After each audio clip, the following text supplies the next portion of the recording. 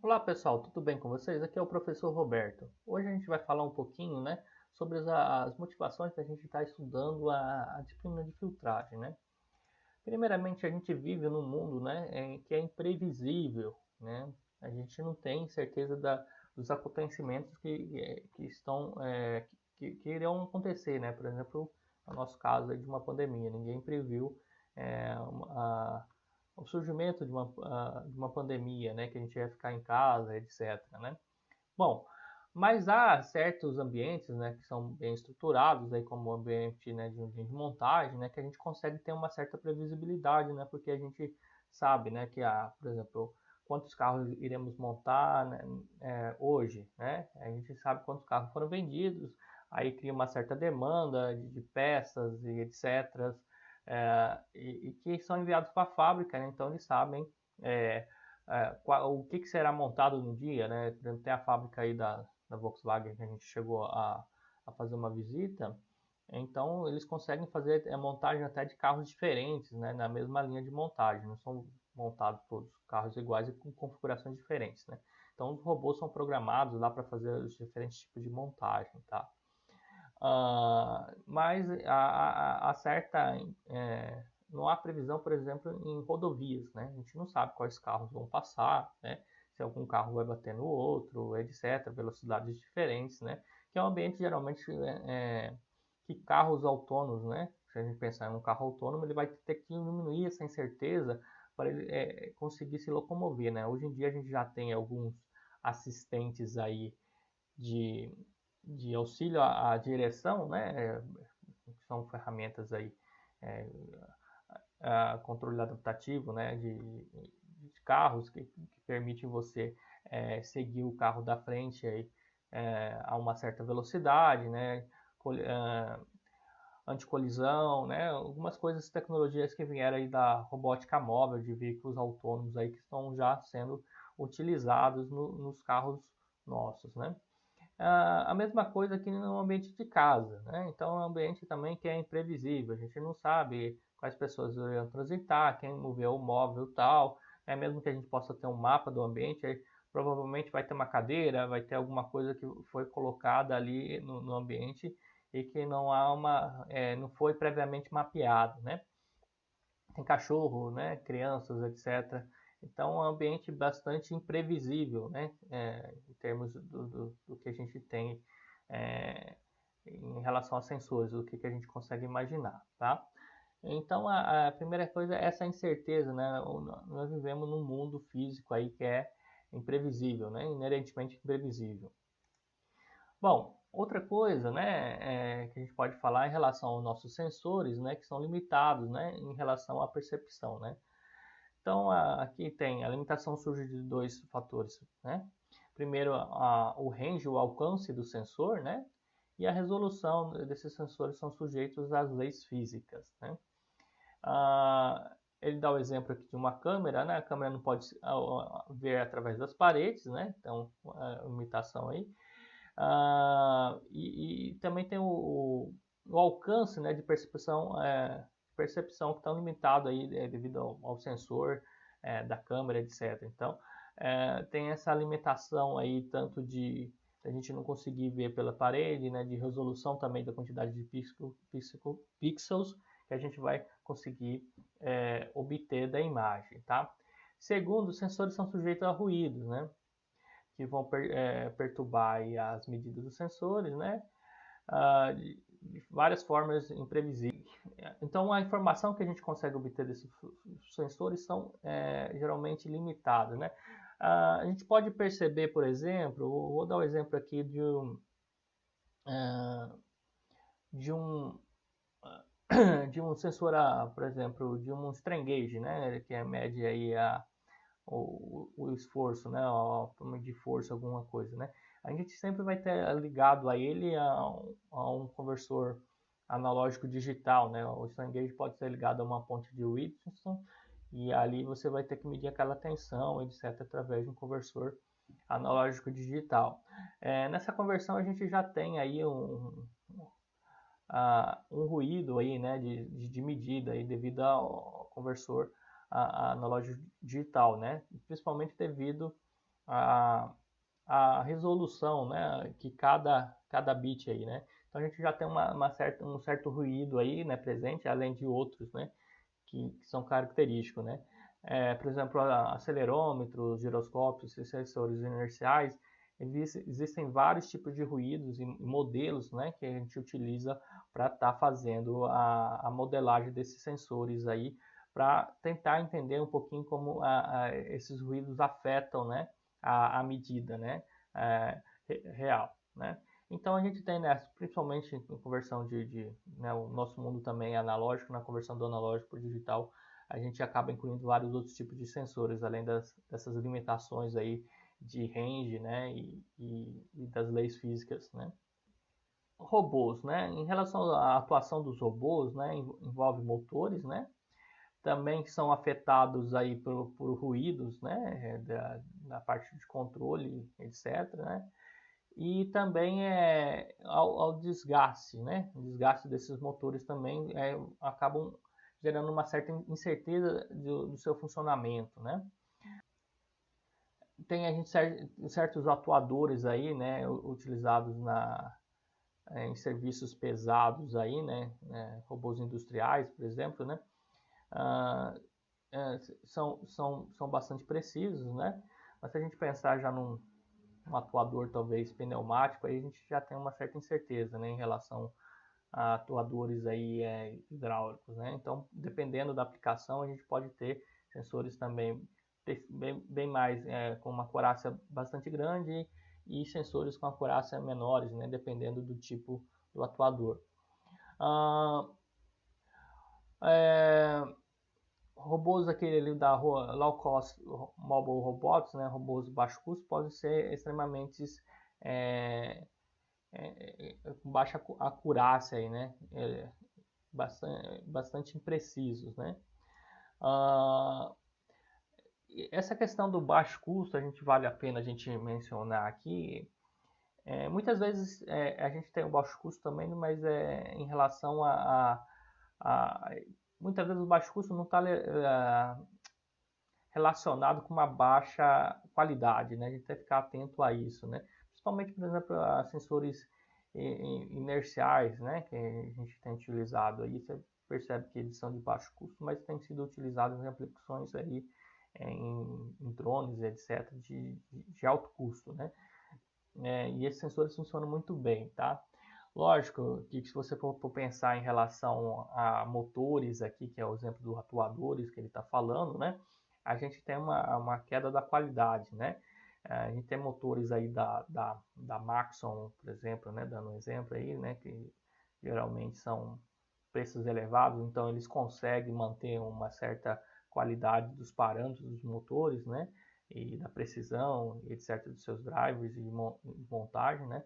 Em relação a alguns outros motores que a gente pode ter, que a gente pode estar comprando aí, por exemplo, é, é, não em paralelo aí, né? Em marcas não tão confiáveis aí. Então a gente não consegue talvez garantir a mesma precisão, né? A mesma qualidade de um produto, de um robô, etc., dependendo do fornecedor do motor, ok? Modelos, né?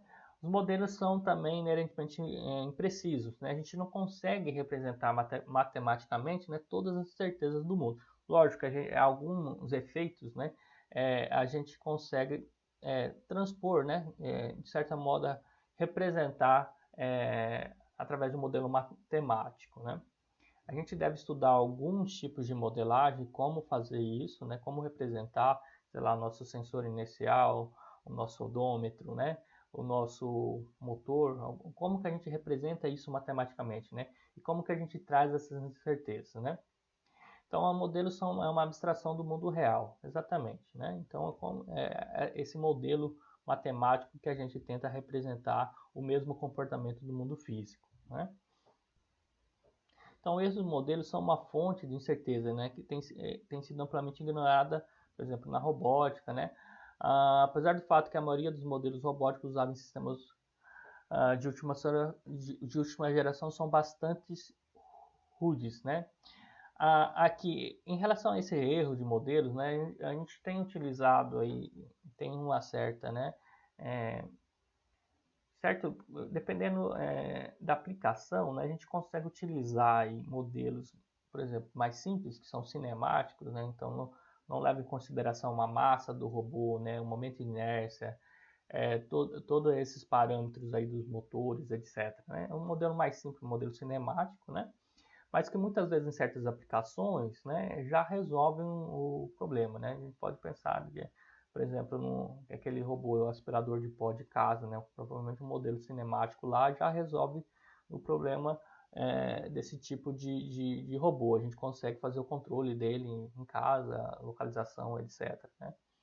Contudo, se a gente pensar aqui no robô já industrial, aí, um AGV, né? Que tem que transportar cargas diferentes, etc., a gente já tem que pensar aí, né? Já tem certeza de massa, né? Ele vai transportar diferentes tipos de massas. Ah,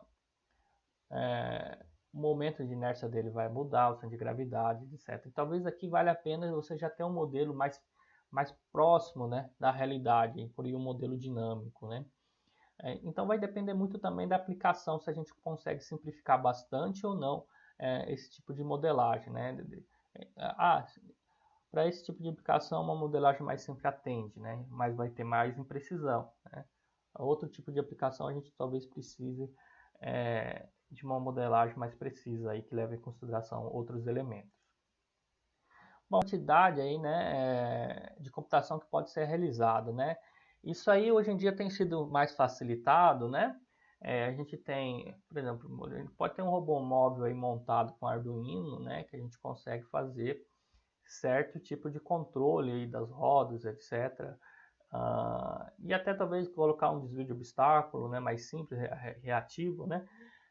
Mas pode ser que a gente precise, talvez utilizar aí, como eu tinha falado, um modelo dinâmico, né? Um robô, por exemplo, industrial, eu preciso levar em consideração essas outras medidas aí do modelo dinâmico, então talvez vai ser mais complexo, né? Ou até no meu sistema de localização eu preciso levar em outras considerações os outros sensores e dar um tratamento diferente, né? Preciso fazer uma pré-filtragem em um determinado sinal, né? Preciso fazer a fusão desses sinais, né? Então eu tenho que tomar uma decisão, né? Hoje em dia tem sido mais fácil, a gente consegue ter computadores aí, né, de alto desempenho, de tamanho bem pequenos, né? E a gente consegue estar implementando esse tipo de computadores embarcados aí, né, em drones, etc., em robôs móveis que são mais fáceis ainda, né? Então muitos algoritmos aí de última geração, né, alcançam a resposta, mas sacrificam a acurácia, né? Exatamente a mesma discussão que a gente estava tendo do modelo, né? Muitas vezes a gente tem que simplificar aí, porque a gente não consegue ter que o nosso algoritmo, né, converge para uma determinada solução. A gente tem que adotar uma solução subótima, né? Porque a gente tem um determinado tempo ali para executar uma determinada tarefa, né? Então, por exemplo, a gente pode falar do veículo autônomo. Então, eu tenho que determinar, né, a minha localização, ou se eu tenho algum obstáculo em um determinado período, principalmente obstáculo, né, se a gente pensar. Se eu não detectar o obstáculo em um determinado tempo, provavelmente eu vou colidir, né? Então, a gente tem essa limitação aí, talvez uma solução subótima que me indique que eu tenho obstáculo, né, já seja o suficiente, né? No tempo menor. Não preciso tanto da precisão do obstáculo, mas eu saber que tem um obstáculo na frente, né? Não é? Então, todo tipo de incerteza e fatores, né, aumenta o nível de incerteza dos nossos sensores, dos nossos robôs, do nosso ambiente de certo. Tradicionalmente, aqui ele fala que tem sido ignorado pela robótica, tá? Isso é um fato aí, a gente geralmente ignora e a gente tende a adotar soluções mais simples aí, né? Que faça funcionar, mas talvez numa determinada aplicação não seja o suficiente. Então, aqui ele está falando, ó, robôs estão saindo né, do chão de fábricas aí e indo para ambientes não estruturados, né? Então, a habilidade aí de cobrir incerteza, né, é um fator aí crítico para a construção de robôs, né? O que está falando aqui, né? A gente tem muito hoje em dia os manipuladores robóticos, né? Até os AGVs aí que são um ambiente bem estruturados, tem sido utilizado nesse contexto, né? Já são bem utilizados e a tecnologia já alcançou e já consegue atender bem. Mas existem aplicações aí em tempo real, né, que a gente tenha que talvez tomar decisões, etc., ou em ambientes não estruturados, principalmente ambientes externos, né, que a gente precisa tomar decisão, etc., desviar de algum obstáculo, né, é, e etc., que estão surgindo, né, atividades desse tipo de ambiente ou também numa casa, né, no hospital, né, a gente viu o exemplo de um robô móvel que tem que entregar medicamento, etc. A gente tem visto ultimamente aí para não ter a contaminação. Então é um ambiente já não estruturado, né? Como que ele pode estar se movendo, se localizando, desviando de obstáculos, né? Talvez não machucando, né, uma pessoa, etc. Né? Então são considerações que a gente tem que atender e estão sendo demandados aí pela comunidade para a parte de engenharia resolver, né? Como que a gente vai resolver isso aí e atender a esses critérios, tá?